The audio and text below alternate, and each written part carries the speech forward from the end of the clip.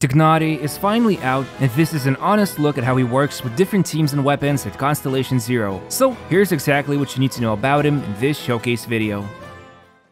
So it's been quite the journey for me when trying to figure out this fluffy-eared archer. Like, I won't lie to you, at first I was disappointed with Tighnari, but little by little, I finally got to a point where I could tell you that there's a lot of good and exciting surprises about this guy. So let's first talk about his personal damage. I will be using the newest Gilded Dreams artifact set, which is pretty average in terms of substats, as well as Slingshot, a 3-star bow. Why Slingshot, you ask? Well, it turns out this is probably his best free-to-play weapon, because the passive is really good, while the substat provides a lot of critical rate. So yeah, along with this equipment, he is also level 90, and all of his talents are raised to level 8. Now, in order to deal the most damage, there's a very fun and simple combo that Tighnari utilizes, which is first by using his skill, then unloading 3 of his special charge shots, and finally finishing things up with the burst. There's a lot to unpack here, so first of all, why do you need to use his skill as a starter? Well, the thing is, his special charge shot, which is called a Wreath Arrow, it takes so long to charge it up when compared to someone like Ganyu or Yelan, but when you use his skill, the next 3 Wreath Arrows become almost instant, and so anytime you switch to Tighnari, you always want to start with his skill. Also, it's important to note that his first passive gives him 50 elemental mastery after firing Wreath Arrow, which is why using the burst as the last combo piece works well, since it will benefit from the EM boost. Oh, and speaking about the burst, it basically fires off 6 missiles at the target and then 6 more, which will be a total of 12 attacks. However, as you can see, by unloading the whole combo of skill, triple charge, attack, and burst, the total damage barely comes out to 80,000, which is really low for a 5-star character, especially someone who's supposedly going to be representing Dendro Element in this newest region. But this is where the newest Quicken reaction comes into play. You see, by using Electro and Dendro together on an enemy, they will become quickened, and now if you do Dendro damage, it will be significantly boosted by Spread sub-reaction, and I'm talking about more than double the damage.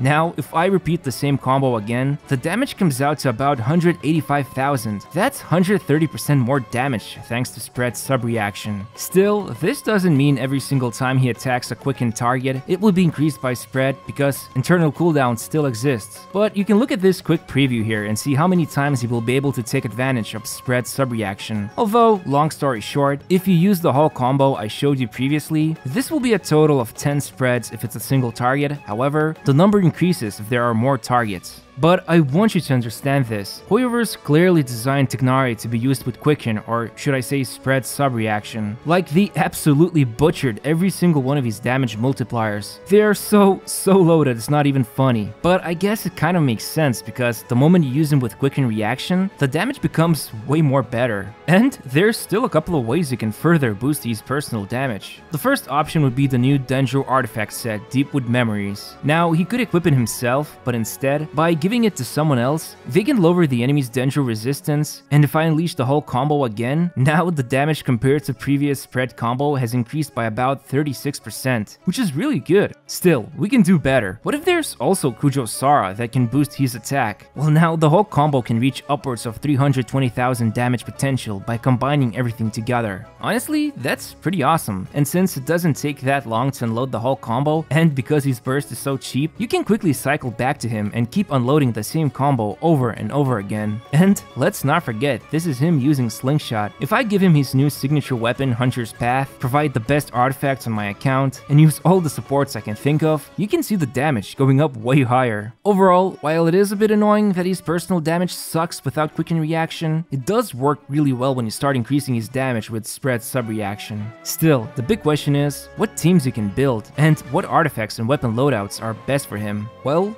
let's find out.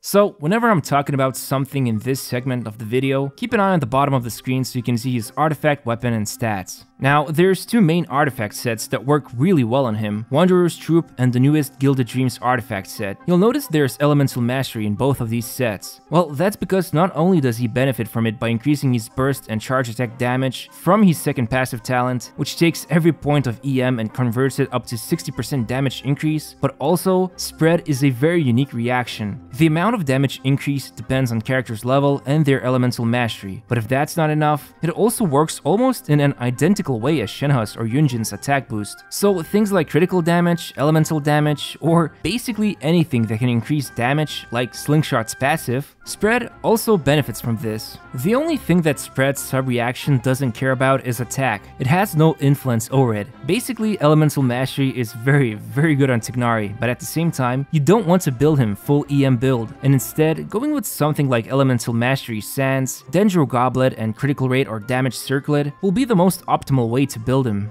But with that being said, what type of teams can you build with him? Well, I hope I made it very clear to you by now that Quicken, or should I say Spread, is essential if you want to see him cause big damage. So no matter what the team is, you always want to bring at least one Electro character. The remaining 2 spots are flexible, and so I built those teams around Tighnari and one Electro character. Now, the first team I tested out was double Electro, double Dendro. Some would call it Aggro Spread because Electro characters will cause Aggravate sub-reactions, while Dendro will cause Spread sub-reactions. However, I think calling it simply Quicken Team just makes more sense. Now, the cool thing about this team comp is that the damage is pretty awesome if everyone has at least a couple of hundred elemental mastery on them. Here, I'm using Fischl, Kale, Lisa, and Tighnari, and because of the way Quicken works, it just keeps getting refreshed on targets. So almost every single hit is guaranteed to be either Spread or Aggravate sub-reaction. Of course, keeping in mind that there's still ICD at work here. But I really like this team. It's super comfortable to use, and you could for example switch out Lisa to Cookie and get some healing instead, although I used Lisa here as a Thrilling Tales booster, and she also provided defense shred from her burst. But either way, as you can see, just by using Slingshot and Gilded Dreams on Tighnari, he really delivers some nice damage. And honestly, there's a lot of flexibility when it comes to this team archetype, so you can mess around with various Dendro and Electro characters for that perfect Quicken team.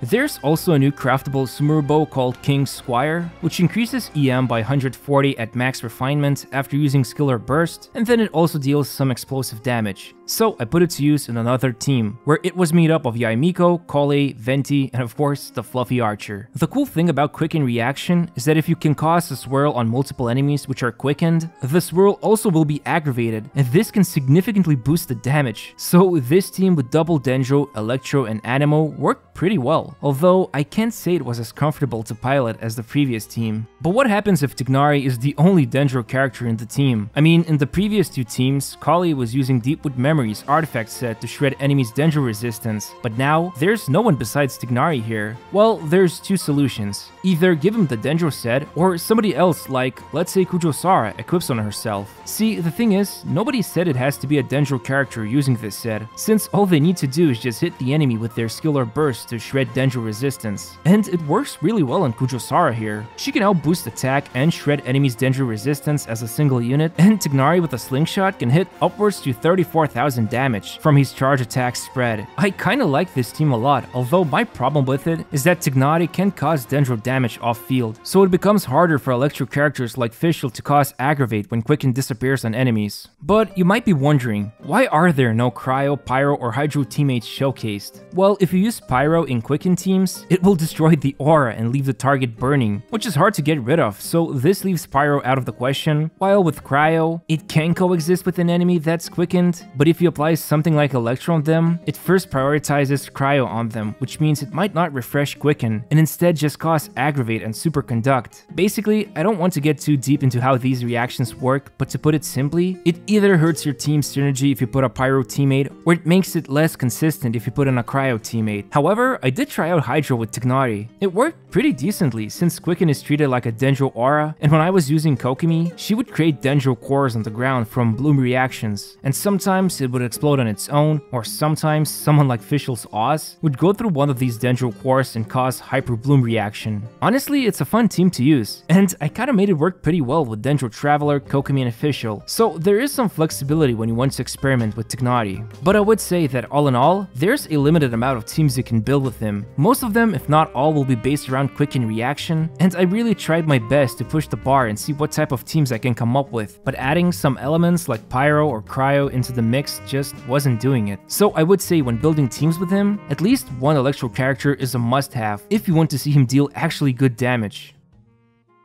So what do I think about this 5-star Forest Dweller? Well, I like him a lot. but I can also see why Hoyoverse will be adding him to the standard banner. He is fine if we talk about his plays with all the currently released characters, but at the same time, there's some things that make him feel restrictive. Like, it's pretty clear his damage is laughable without quicken reaction, since all of his damage multipliers are so low, and this means he's going to be the poster child for quicken, or more specifically spread teams. And on top of this, he doesn't cause any damage when he is off-field, making it hard for electro characters to aggravate when you switch him out. Not to mention, aside from few niche team builds, he is also not going to be used in that many Hyperbloom or Burgeon teams. Obviously, if there's another teammate like Dendro Traveler or Kale, things become more flexible, but by himself, I was kind of forced to build teams which enable him to cause spread because otherwise, his damage is just really low. Still, one good thing about his skill is that after using it, those instant charge shots remain on him for 12 seconds, and he can be switched in and out. So if he is the only Dendro character in the team, and you want to start aggravating with electro characters, you can use his skill, switch out and use other characters, then come back and unload those charge shots with burst, and maybe stick around and unload skill and charge shots again. Regardless, I really enjoy his playstyle. It's just so fun and refreshing to do the whole combo of unloading the skill, triple charge attack, and burst. Sometimes because other teammates might be missing energy or they are still waiting for cooldowns to finish up, you can quickly swap to him and unload the whole combo because his burst energy cost is really cheap, and both his cooldowns are pretty fast, especially since you can start the combo with skill, which can funnel him the particles, and he can wait extra few seconds while unloading the charge shots before finally using the burst. And the thing that's awesome about him is that he has a lot of great weapon options, especially Slingshot. It's so good on him as a free-to-play option. It's cheap and you can max refine it with no problems, while Wanderer's Troop can be obtained from Artifact Strongboxes, so the only thing you need to worry about is getting a good Dendro Goblet, which I'm sure many of us will suffer in this journey when trying to get lucky. So in other words, he is a fun and pretty strong Dendro damage dealer, but only in the right teams. So if you're unsure about him, you can always try out his trial version to see if you can at least enjoy his playstyle. Either way, he's getting added into the standard banner in 3.1, so he may show up as a 50-50 if you lose in featured banners after 3.1 update. And if you get unlucky several times, you can start gaining constellations on him, which I'm excited to showcase to you in a future video. Finally, let's not forget that he does have a pretty useful exploration passive that reveals Sumeru resources, so you can make things a little easy for you if you're not using interactive maps. Anyway, I hope you enjoyed this video. I've got a lot more of them coming out soon, so I'd appreciate if you could subscribe to my channel and leave a like on this video because there's so many new things in this update and I want to bring the best content for you. But as always, thanks for watching and I'll see you very soon.